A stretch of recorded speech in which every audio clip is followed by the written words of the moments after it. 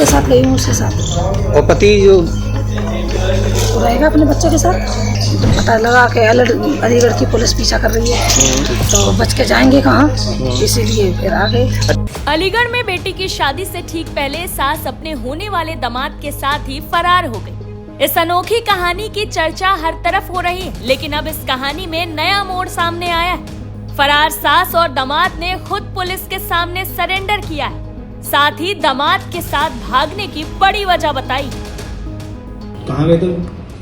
बिहार। बिहार। अब आप क्या चाहती हैं? मैं इनके साथ रहना चाहती हूँ। शादी की है क्या? ऐसे ही चले गए थे। अभी शादी वगैरह नहीं की? बिहार में कौन सी जगह? बिहार में ऐसे कौन सी जगह? सही।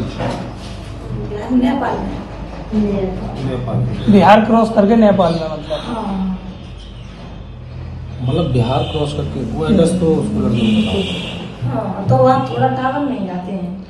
अच्छा, आपके जो घर वाले हैं उनका कहना ये था कि करीब 3-4 लाख रुपए नकदी व कुछ जेवरात लेके गई, ऐसा कुछ है? बस ये तो पहन के गई गोल्ड, ये वैसे ही मंगलसूत्र है। जैसे यहाँ से उतरी वैसे यहाँ आ गई। मतलब आरोप झूठा लगा रहे हैं। हाँ, मैं मवेशियाँ पालती हूँ, भैंसिया।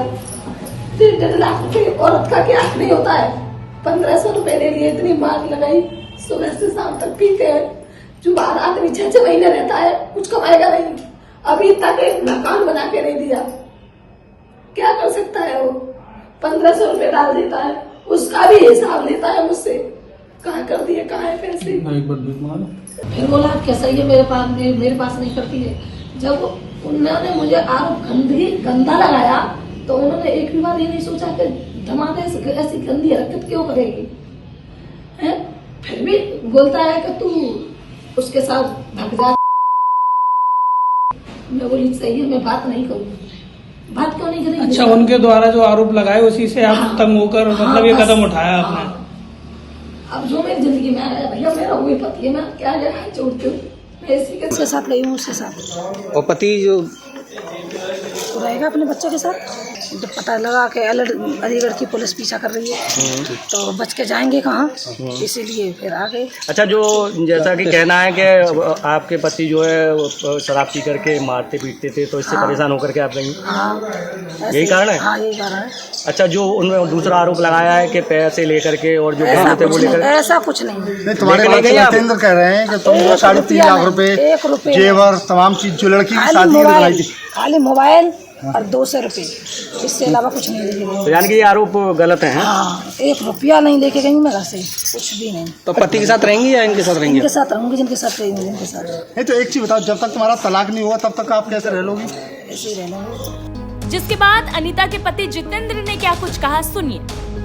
जेवर और पैसा ले जाने की भी बात कही थी उसमें। गुमशुदगी में ये लिखा गया था, जेवर और कैश ले जाने की बात लिखा गया। कितने?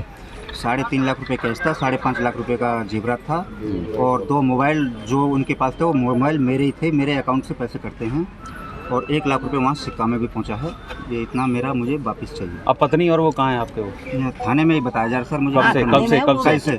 अच्छा, एक चीज बताइए जितेंद्र, पुलिस जिस तरह से कह रही है कि नहीं वो खाली गुमशुदगी दिखेगी, पैसे की कोई बात नहीं कही जितेंद्र ने, जेवर की कोई बात नहीं, इसमें कितना सच्चाई है? नहीं, पुलिस ने आज सुबह से ये कहना शुरू कर दिया कि नहीं कोई पैसे की बात नहीं, केवल महिला खाली हाथ गई है, 200 रुपए ले गई, मोबाइल ले गई, जो बता नहीं, सब झूठ है। 5.5 लाख रुपए का जेवरात है, 3.5 लाख रुपए कैश है। इसके लिए मेरी, अगर आप मैं झूठ समझोगे तो मेरी बच्ची से बयान दे सकते हो। पत्नी से मिलने दिया गया?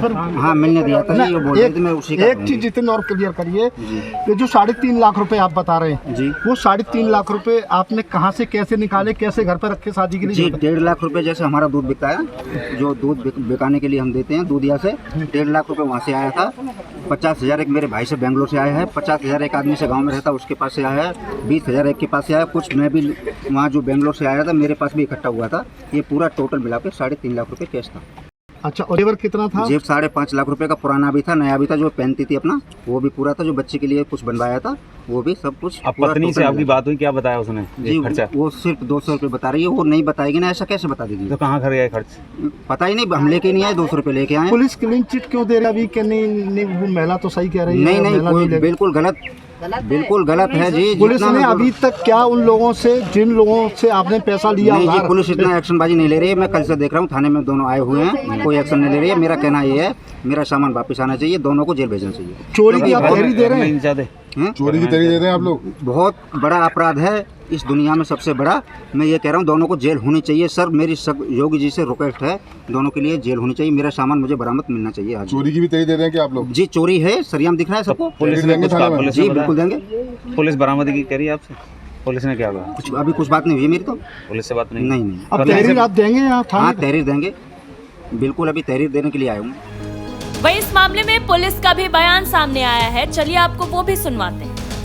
जी थाना मड्राक क्षेत्र से एक सूचना हमें कुछ दिनों पूर्व मिली थी, जिसमें कि शादी से कुछ ही समय पहले एक सास अपने दामाद के साथ स्वेच्छा से दोनों वहां से फरार हो गए थे। तो इस सूचना के आधार पर स्थानीय पुलिस ने तुरंत ही संज्ञान लेते हुए गुमशुदगी दर्ज की थी। और गुमशुदगी दर्ज करने के बाद, जैसा कि मैंने पहले भी बताया था, कि 3 टीमों का हमने गठन कर दिया था और ये सभी टीमें टेक्निकल और ह्यूमन इंटेलिजेंस के माध्यम से इन्हें संभालने में लग गई थी। इसके बाद कोई हमें ये सूचना मिलती है कि ये नेपाल बॉर्डर के आसपास बिहार में एक जनपद है सीतामढ़ी, वहाँ पहुँच गए हैं और हो सकता है कि शायद नेपाल क्रॉस करने की तैयारी में, बॉर्डर क्रॉस करने की फिराक में।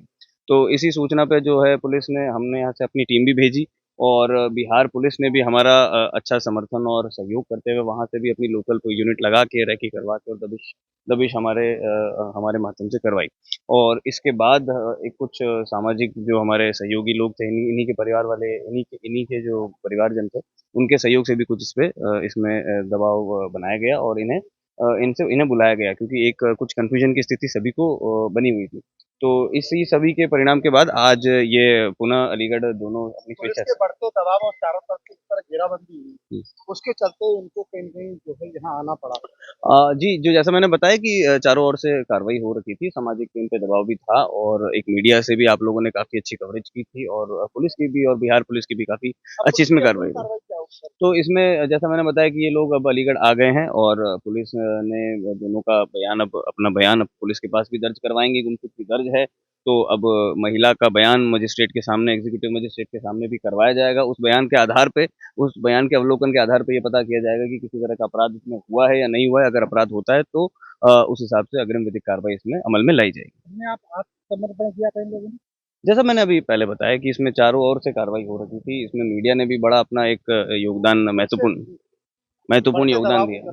फिर बोला कैसा ये मेरे पास नहीं करती है।